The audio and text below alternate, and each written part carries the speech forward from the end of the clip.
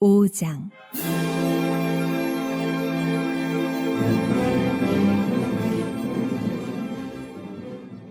요단 서쪽의 아모리 사람의 모든 왕들과 해변의 가나안 사람의 모든 왕들이 여호와께서 요단물을 이스라엘 자손들 앞에서 말리시고 우리를 건너게 하셨음을 듣고 마음이 녹았고 이스라엘 자손들 때문에 정신을 잃었더라.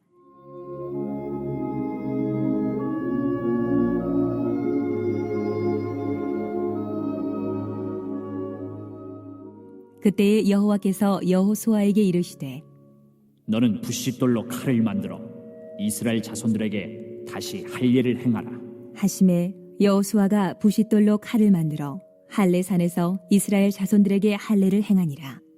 여호수아가 할례를 시행한 까닭은 이것이니 애굽에서 나온 모든 백성 중 남자 곧 모든 군사는 애굽에서 나온 후 광야 길에서 죽었는데 그 나온 백성은 다 할례를 받았으나 다만 애굽에서 나온 후 광야 길에서 난 자는 할례를 받지 못하였습니다.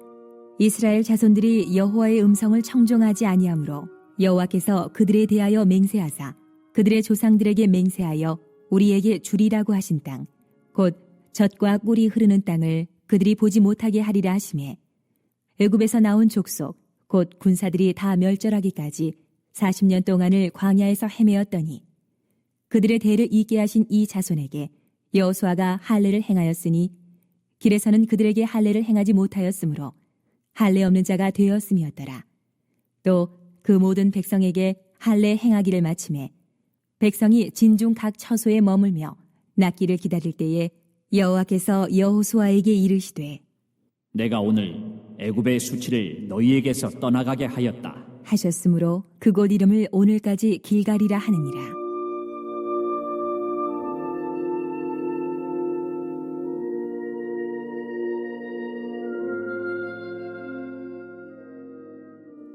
또 이스라엘 자손들이 길갈에 진쳤고 그달 14일 저녁에는 여리고 평지에서 유월절을 지켰으며 유월절 이튿날에 그 땅의 소산물을 먹되 그날에 무교병과 볶은 곡식을 먹었더라. 또 그 땅의 소산물을 먹은 다음 날에 만나가 그쳤으니 이스라엘 사람들이 다시는 만나를 얻지 못하였고 그 해에 가나안 땅의 소출을 먹었더라.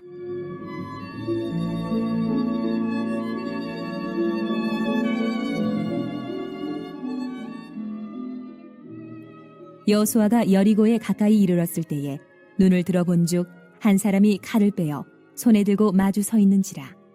여호수아가 나아가서 그에게 묻되 너는 우리를 위하느냐 우리의 적들을 위하느냐. 하니 그가 이르되 아니라 나는 여호와의 군대 대장으로 지금 왔느니라 하는지라. 여호수아가 얼굴을 땅에 대고 엎드려 절하고 그에게 이르되 내 주여 종에게 무슨 말씀을 하려 하시나이까. 여호와의 군대 대장이 여호수아에게 이르되 내 발에서 신을 벗으라. 내가 선 곳은 거룩하니라 하니 여호수아가 그대로 행하니라. 오늘 여호수아 5장 말씀을 함께 읽으셨는데요. 가나안 정복의 이제 사명을 가지고 이제 가나안 땅으로 들어가기 위하여 요단강을 건너는 모습을 살펴보았고, 또 어제는 이제 요단강을 건넌 후에 요단강에서 취한 12개의 돌을 이제 길갈에서 기념비로 그렇게 세우게 하심으로 하나님의 은혜가 다음 세대를 향해서 영원히 기억되고 전승되도록 그렇게 교훈하시는 그러한 장면까지 우리가 살펴봤습니다. 자, 그리고 오늘 5장에 보시면 이제 이 가나안 정복이라는 이 엄중한 사명을 가지고 있는 이 백성들을 향하여 이제 하나님께서 먼저 한 가지 요구하시는 것을 우리가 보게 돼요. 자, 그게 뭐냐면 2절을 다 같이 봉독하겠습니다. 자, 시작. 그때에 여호와께서 여호수아에게 이르시되 너는 부싯돌로 칼을 만들어 이스라엘 자손들에게 다시 할례를 행하라 하시매. 그러니까 뭘 지금 요구하시냐면 할례를 행하라. 그러니까 여러분 할례가 뭔지 잘 아시죠? 창세기 17장에 보시면 하나님께서 아브라함에게 이 할례를 명하셨는데 바로 하나님과 아브라함 사이의 관계의 징표라고 할 수 있습니다. 즉 하나님은 아브라함의 하나님이시고 또 아브라함은 하나님의 사랑받는 그러한 백성이라는 이 같은 관계의 증표. 자, 이게 이제 할례죠. 그래서 이제 할례를 받는다라고 하는 것은 거룩하신 하나님을 평생에 내가 섬길 하나님으로 모시겠습니다. 그리고 나는 평생에 하나님의 거룩한 백성 되어 그렇게 살아가겠습니다 하는 그러한 결단으로 내가 이 세상의 모든 죄를 다 버리고 저는 정말 하나님의 정결한 백성, 하나님의 거룩하신 것처럼 저도 거룩하고 정결한 백성이 되겠습니다 하는 이러한 결단을 이제 할례를 통해서 다짐하고 서약하는 것이라고 할 수 있습니다. 그래서 하나님의 백성들, 당연히 하나님의 백성이기 때문에 거룩하신 하나님의 사람들이기 때문에 태어난 지 8일이 되면 반드시 이 할례 예식을 통해서 하나님과의 관계를 이렇게 잘 정립을 해야 되는 것이지요. 그리고 혹시라도 이를 행하지 않는 자는 그래서 너는 하나님의 백성이 아니다. 그래서 하나님의 거룩한 백성의 분리로부터 끊어지게 될 것이라고 엄중하게 또 경고도 하시는 것을 우리는 보게 되지요. 그래서 이스라엘 백성들은 반드시 하나님의 백성이라면 이 할례를 다 받아야 되는 거예요. 그런데 지난 40년 동안 광야 생활을 하는 가운데 특별히 이 광야 생활의 노중에서 태어난 이스라엘 자손들 가운데는요, 특히 이 출애굽 2세대들 가운데는요, 이 할례를 낳은 지 8일 만에 받아야 돼요. 근데 받지 못한 사람들이 너무나도 많았습니다. 그도 그럴 것이 이 정착 생활이 아니잖아요. 이 광야 생활이라고 하는 것은 부단히 분주하게 이동해야 되는 그러한 생활입니다. 그래서 그런 와중에 이 할례를 행한다? 이게 여간 힘든 일이 아닐 수가 없죠. 그렇죠. 이 할례라고 하는 것은 신체의 일부를 잘라내는 거예요. 그래서 이 마취도 하지 않고 그냥 잘라내는 것이기 때문에 이 할례를 행하고 나면 일주일 동안 꼼짝없이 누워 있어야 됩니다. 회복될 때까지 기다려야 돼요. 그러니까 분주하게 막 이동해야 되는 광야 생활 중에 그래서 할례를 행한다는 것은 이것은 만만한 일이 아니에요. 굉장히 힘든 일입니다. 그래서 8일 만에 난지 8일 만에 할례를 행해야 함에도 불구하고 이런 어떤 형편 때문에 백성들이 이 할례를 행하라는 하나님의 명령을 어길 수밖에 없었어요. 그래서 여호수아가 지금 지도자로 있는 이 이제 무리 가운데 이제 할례 받지 못한 이스라엘 백성들이 굉장히 많을 수밖에 없었는데 여기에 대해서 이제 하나님께서 먼저 너희가 할례를 행해야 된다. 할례 받지 못한 자들 다 할례를 행해야 된다. 이렇게 지금 명령하고 있는 것입니다. 그런데 지금 이 명령의 시점을 보세요. 지금 언제 명령을 하고 계시냐면 이제 가나안 요단강도 건넜어요. 이제 가나안 땅에 들어가서 곧바로 이제 정복 전쟁을 시작을 해야 돼요. 들어가자마자 철옹성 여리고성이 딱 버티고 있잖아요. 그 여리고성 사람들과 싸워야 됩니다. 전투해야 됩니다. 이렇게 전투를 이제 싸움을 코앞에 두고 있는 상황인데 하나님께서 할례를 행하라 이렇게 명령하고 계신다는 것이죠. 이때 이스라엘 백성들은 어떻게 합니까? 그 하나님의 명령 앞에 순종함으로 다 그동안 미뤄왔던 할례를 일제히 다 행하게 되죠. 자, 그런데 이렇게 순종함으로 할례를 행한다라고 하는 것은 이건 정말 대단한 용기와 믿음을 요구하는 일이 아닐 수가 없겠죠. 조금 전에도 말씀드렸지만 가나안의 정복의 첫 관문인 여리고성 바로 앞에 지금 진을 치고 있는 그런 상황이거든요. 그러므로 적들을 앞에 두고서 지금 언제 전쟁이 터질지 모르는 급박한 상황 속에서 이렇게 한번 할례를 행하게 되면 옴짝달싹 하지 못하게 만드는 이 할례를 행한다라고 하는 것은 곧바로 이 전투력의 상실을 의미하는 것이거든요. 그래서 여러분들이 잘 아시는 대로 창세기 34장에 보시면 야곱의 아들들이 이제 속이죠. 그래가지고 이 속임을 당하고 이 할례를 받았던 이 세겜 족속들이 사흘 동안 꼼짝달싹 하지 못하고 누워 있을 때, 그러니까 지금 아무런 저항을 하지 못하고 있을 때 시므온과 레위 두 사람이 전부 다 죽입니다. 움직이지 못하니까 그런 일들이 있었습니다. 그러므로 이렇게 적진을 코앞에 두고서 할례를 행한다라고 하는 것은 이거는 정말 위험천만한 일이 아닐 수가 없는 것입니다.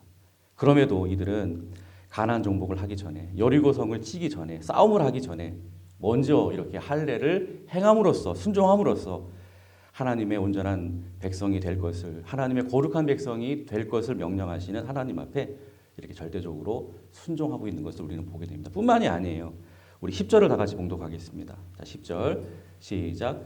또 이스라엘 자손들이 길갈에 진쳤고 그달 14일 저녁에는 여리고 평지에서 유월절을 지켰으며 또 뭘 지켰다고요? 할례를 행했을 뿐만이 아니라 유월절을 또 지켰다 이렇게 말씀합니다.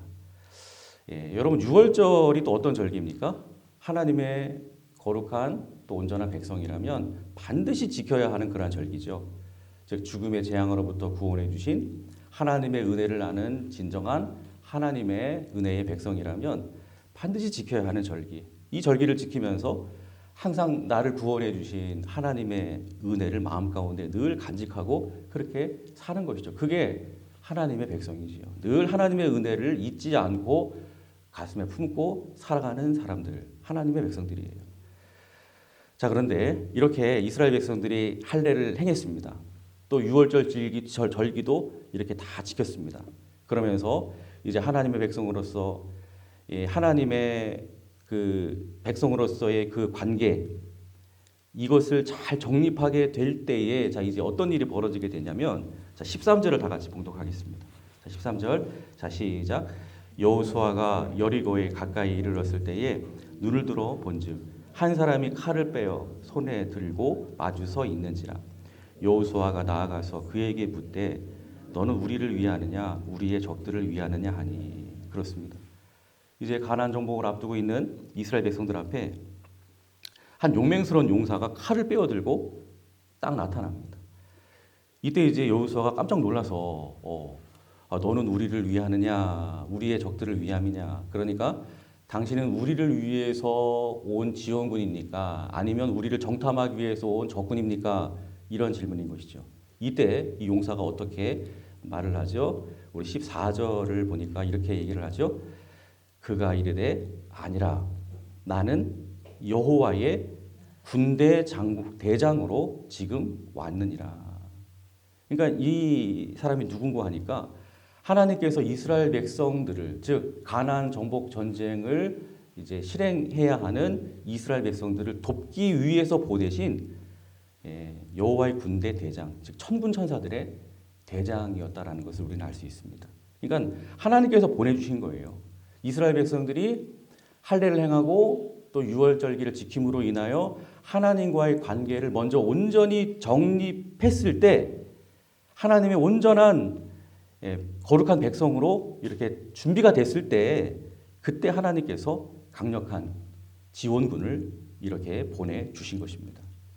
이제부터 내가 너희를 위해 친히 싸워주겠다.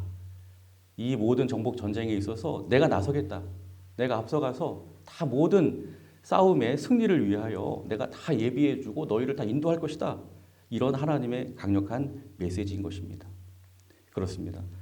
가나안 정복이라고 하는 이 대과제를 앞두고 이스라엘 백성들이 이 적진을 코앞에 둔 그러한 위험천만한 상황 속에서도 절대로 두려워하지 아니하고 믿음으로 먼저 할례를 행하고 또 믿음으로 유월절을 지킴으로 그렇게 함으로 하나님과의 관계를 먼저 온전하게 회복하게 될 때 하나님은 이스라엘을 위해 앞장서서 싸우시려고 당신께서 친히 이렇게 와 주신 줄로 믿습니다.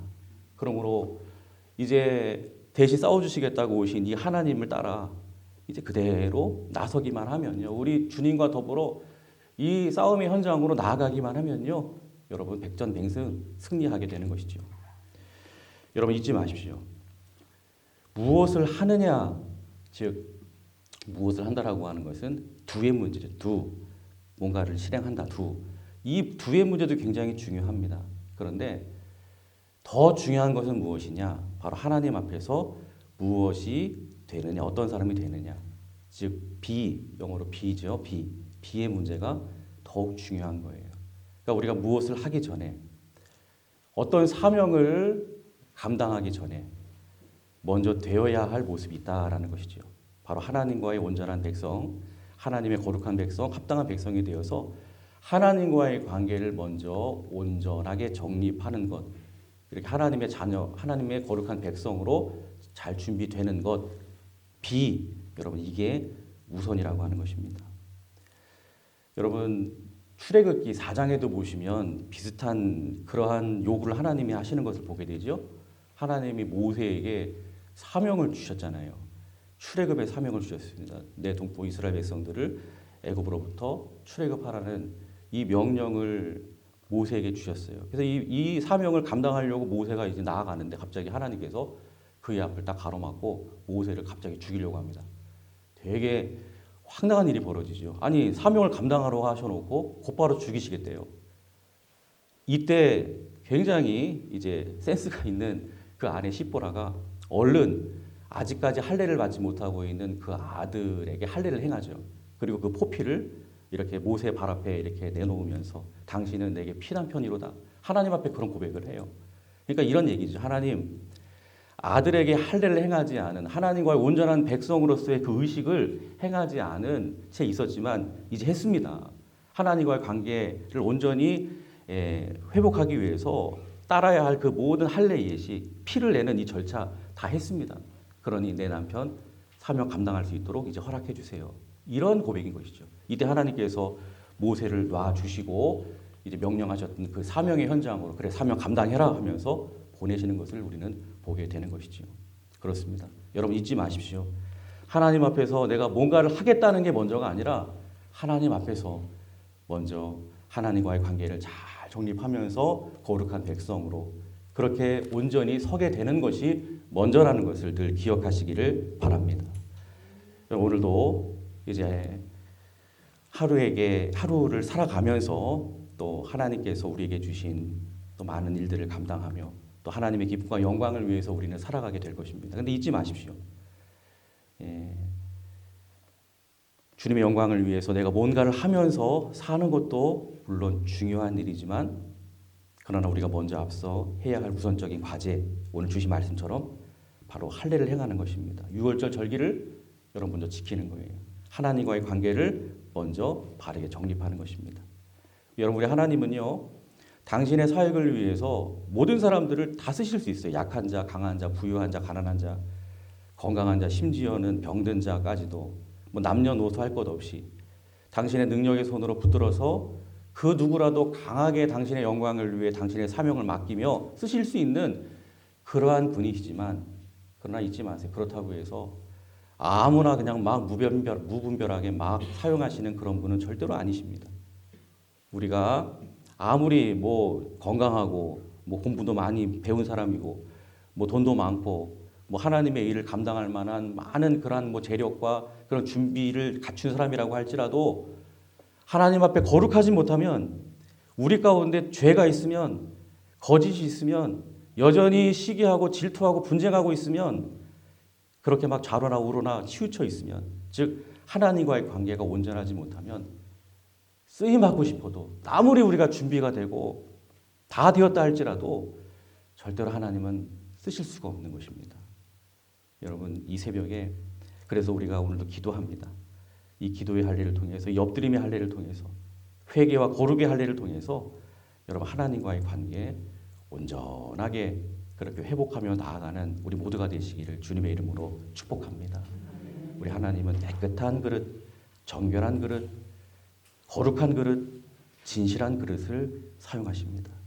이 새벽에 기도하는 가운데 영적으로 할례 받은 백성들 또 거룩한 하나님의 백성들 여러분 다 되시기를 바랍니다. 그래서 하나님께서 보내주시는 여호와 군대 장관의 도움으로 오늘도 맡겨주신 귀한 사명 잘 감당할 뿐만이 아니라 모든 삶의 현장 속에서 승리의 영광 하나님께 올려드릴 수 있는 우리 모두가 되시기를 주님의 이름으로 축원합니다.